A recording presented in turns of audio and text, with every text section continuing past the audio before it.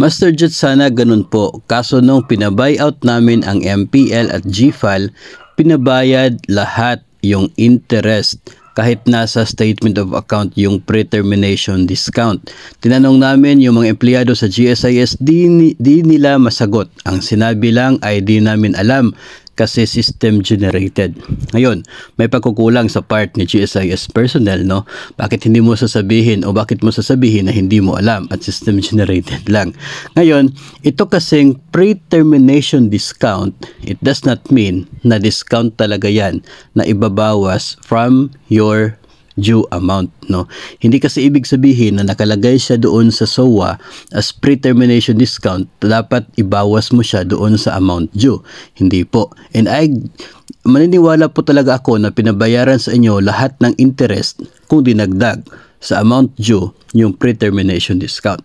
Then that's the time na sasabihin natin pinabayaran sa inyo yung buong interest ng loan until the end of the term. Ganito kasi yon. If ever yung loan mo ay magtatapos, let's say December 2025, okay? Up to December 2025 magtatapos yung loan. Ngayon binayaran mo siya February.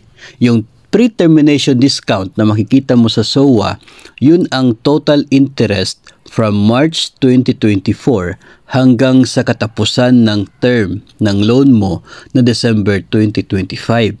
Meaning to say, future interest. Yun yung interest next month hanggang sa katapusan ng buwan o ng term ng loan mo. Yun ang pre-termination discount. Tapos, yung amount due na babayaran mo, it's your principal balance plus yung mga balance sa mga interest in the past na not paid and interest from your last payment until sa araw na bayaran mo in full. Ngayon ay February 1. Kung yung posted remittance doon ay December pa lang, then babayaran mo yung interest from January 1 to January 31 o kaya ay January 1 until February 1 kasi February 1 ka magbayad in full. Pero yung interest mo from February 2 hanggang sa December 2025 sa katapusan ng term, yun ang hindi mo na babayaran. No? Tinatawag siya na pre-termination discount kasi kapag nag-pre-terminate ka ngayon, kapag bayaran mo siya ngayon, hindi mo na siya mababayaran in the future kasi tapos na yung loan mo ngayon pa lang. So yun po yung ibig sabihin ng pre-termination discount. Okay? So kung nakikita po ninyo yan sa SOA, yung pre-termination discount na yan, hindi po yun literal na discount na nakikita natin sa mga tindahan na kapag makikita mong may discount na ganito, ibabawas pa from the amount na dapat mong bayaran. Hindi po. Iba yun. Yun ay future interest. Mula nung ikaw ay kumuha ng SOA hanggang sa katapusan ng term. Ngayon kung GFAL kasi, yung GFAL 6 years ang term. 6% per annum yung kanyang interest rate.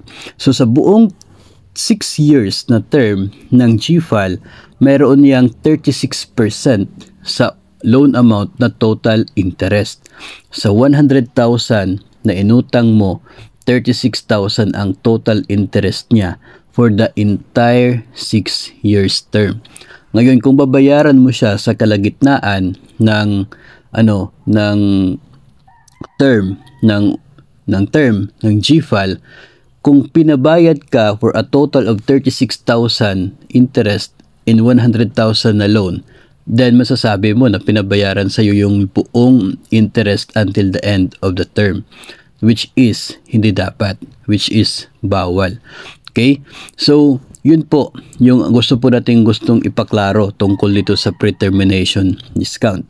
And yung sinasabi na system generated kasi, of course, sinasabing system generated yan kasi computerized, no? Computerized yung system ng mga loans. Kaya talaga pong from day to day, every day, talagang nag-generate yan ng interest base doon sa input ng mga terms, no? Just like mga interest rates. Ngayon, talagang ilalabas yan ng system para si personnel ay hindi na magko-compute Yun po yung purpose niya na nandun siya sa system. Ngayon, if we are looking into the computation, yung total interest dyan, especially pag meron kang SOA, talagang ma-explain natin yan ng mabuti kung itong interest na to saan ito galing at para saan ito. No, talaga makikita mo yan, especially pag may SOA ka.